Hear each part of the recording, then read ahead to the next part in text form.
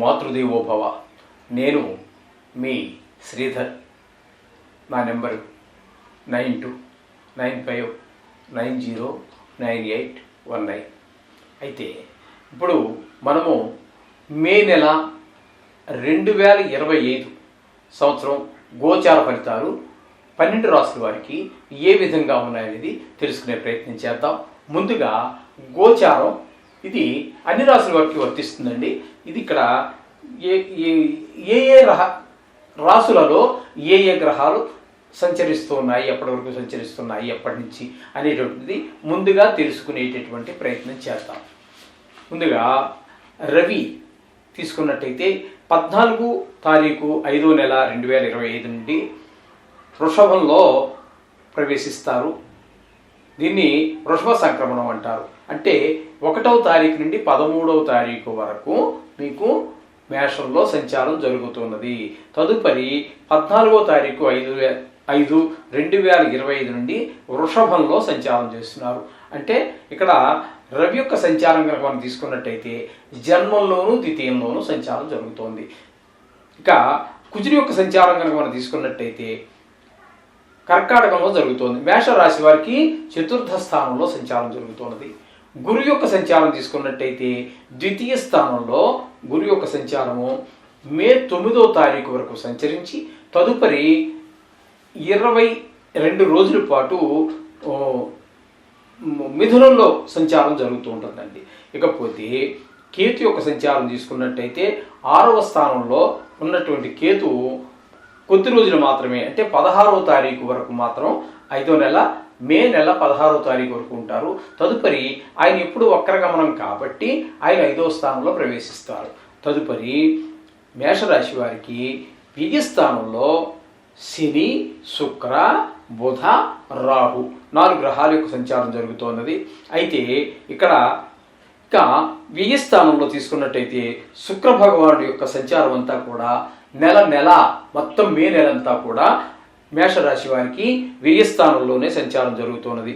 ఇకపోతే శని భగవానుడి యొక్క సంచారం కనుక మనం తీసుకున్నట్టయితే శని భగవానుడు నెలంతా కూడా మీనరాశిలోనే సంచారం చేస్తూ ఉన్నారు. తద్వారా మనకేమర్థమవుతుందంటే ఈ మేషరాశి వారికి ఏలినాటి శని జరుగుతున్నదని అర్థమవుతున్నది. ఇకపోతే బుధుడు ఒక్క 3 రోజులు మాత్రము మీనంలో సంచారం చేస్తున్నారు. తదుపరి 28 రోజులు కూడా మేషరాశిలోనే సంచారం చేస్తూ ఉన్నారు. ఇక రాహు కనుక మనం తీసుకున్నట్టయితే రాహు సంచారం 16వ తారీఖు వరకు మీనంలో అంటే ఏ స్థానంలో సంచారం చేస్తున్నారు. తదుపరి వక్రగతి కారణంగా వారు కుంభరాశిలో ప్రవేశిస్తూ ఉన్నారు. అంటే మేషరాశి వారికి 11వ స్థానంలో సంచారం జరుగుతుందండి. అయితే ఇప్పుడు సంచారం గురించి చెప్పుకున్నాం.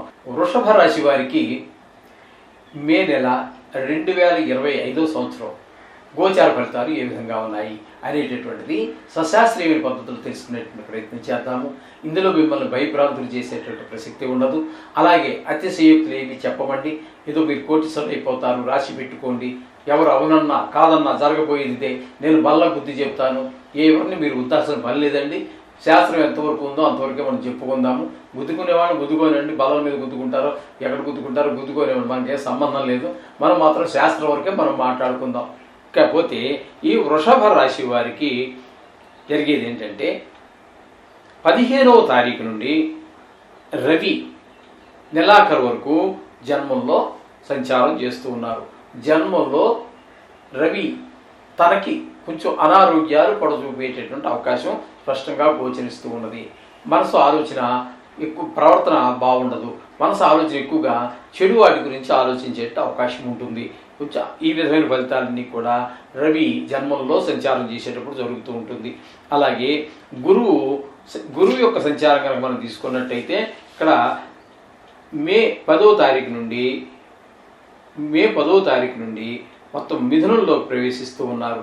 కాబట్టి ఇక్కడ అంటే మిథునం అంటే వృషభ రాశి 2వ స్థానం కాబట్టి 2వ స్థానంలో గురువు మాత్రం చాలా మంచి ఫలితాలన్నీ కూడా 9వ తారీఖు వరకు మీకు సుఫలితాలు అయితే ఎవరు జన్మంలో ఉన్నప్పుడు, కానీ 10వ తారీఖు నుంచి మీకు వృషభంలో ప్రవేశించిన తర్వాత చాలా చక్కటి ఫలితాలన్నీ కూడా ఆదాయం పెరుగుతుంది, కుటుంబంలో చాలా చక్కటి వాతావరణం ఉంటుంది. పిల్లలు భార్య చెప్పిన మాట వింటూ ఉంటారు. పిల్లలు చదువు మీద శ్రద్ధ పెట్టడం జరుగుతూ ఉంటుంది. అలాగే ఆదాయం పెరుగుతుంది. ఆ చేసేటటువంటి ఖర్చులు ఏమైనా ఉన్నట్టయితే కూడా మంచి పనుల కోసం ఖర్చు చేయడం జరుగుతూ ఉంటుంది. ఈ విధంగా మొత్తం మీద గురువు అంతా కూడా మీ ఆలోచన ధోరణి పెరుగుతుంది. ఆధ్యాత్మికత వైపు బాగా దృష్టి మలుతూ ఉంటుంది. ఈ విధమైన ఫలితాలన్నీ కూడా వృషభ రాశి వారికి గురువు యొక్క సంచారం వల్ల జరుగుతుంది. ఇకపోతే తృతీయ స్థానంలో కుజుని యొక్క సంచారం నెలంతా జరుగుతుంది. ఈ కుజుని యొక్క సంచారము తృతీయ స్థానంలో చాలా మంచి ఫలితాలన్నీ కూడా ఇస్తూ ఉంటుంది. ఇంట్లో మన అన్నదమ్ములు కానివ్వండి, అలాగే మనం ఉద్యోగమో వ్యాపారమో చేసేటటువంటి ప్రదేశంలో మనకన్నా ఉన్నత స్థాయి వ్యక్తులు, మనతో సమాన స్థాయి వ్యక్తులు, మన కింద స్థాయి వ్యక్తులు అందరూ సహకరిస్తూ ఉంటారు. అది గవర్నమెంట్ ఉద్యోగం కావచ్చు, ప్రైవేటు సంస్థ కావచ్చు, కొంచెం ఆదాయం పెరిగే అవకాశం ఉంటుంది. అట్లాగే మనం నివసించే ప్రాంతంలో మన సొంతలు కావచ్చు, ఏదైనా సరే అద్దెలు కావచ్చు, ఏదైనా చుట్టుపక్కల వాళ్ళు కూడా చాలా మనకి బాగా సహకరిస్తూ ఉంటారు. ఈ విధంగా అందరి సహాయ సహకారం వల్ల మనిషి ఆర్థికంగా కానీ మరి ఏ రకంగా అయినా సరే ఎదగడానికి అనేక రంగాలు ఉన్నాయి. ఏ రంగంలోనైనా మనిషి రాణించాలంటే సహకారం అనేటువంటి చాలా మనస వాచ కర్మ ఈ విధమైనటువంటి సహకారాలు అందించడం ద్వారా మనిషి ఎదిగేటువంటి అవకాశం ఉంటుంది. ఈ విధమైన ఫలితాలన్నీ కూడా మనకి గురు సంచారం వల్ల లభిస్తూ ఉన్నాయండి.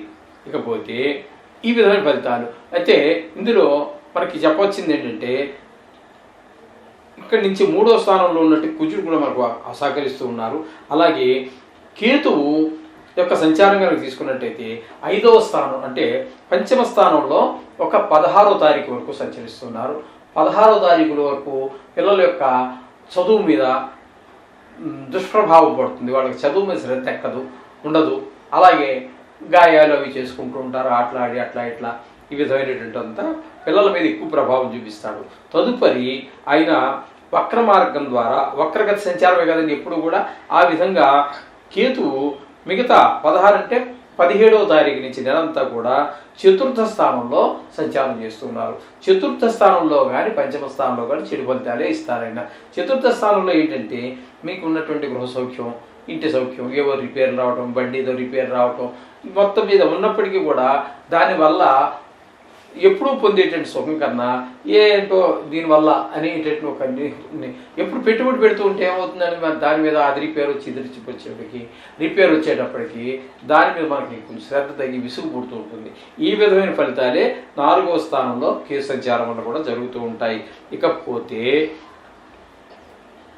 ఇక్కడి నుంచి మనం తీసుకున్నట్టయితే దశమ స్థానంలో రాహు నెలంతా కూడా అంటే 17వ తారీఖు నుంచి దశమ స్థానంలో ఉంటారు. ఆ దశమ స్థానంలో నెలంతా ఉన్నప్పుడు ఏంటంటే ఉద్యోగంలో కొన్ని ఇబ్బందులు ఉంటాయి. కానీ ఈ ఉద్యోగ స్థలం కావచ్చు, వ్యాపార స్థలం కావచ్చు, అక్కడ రాహు సడన్గా పైకి ఎత్తడం జరుగుతూ ఉంటుంది. ఒక్కోసారి సడన్గా కింద పడిపోవడం కూడా జరుగుతూ ఉంటుంది, ఫాల్ డౌన్. ఈ విధమైనటువంటి ఫలితాలన్నీ శుభాశుభం అనుకుందాం 10వ స్థానంలో రాహు యొక్క సంచారం కనుక మనం తీసుకున్నట్టయితే. ఇకపోతే ఏకాదశ స్థానంలో 16వ తారీఖు వరకు ఆయన అక్కడే ఉంటారు.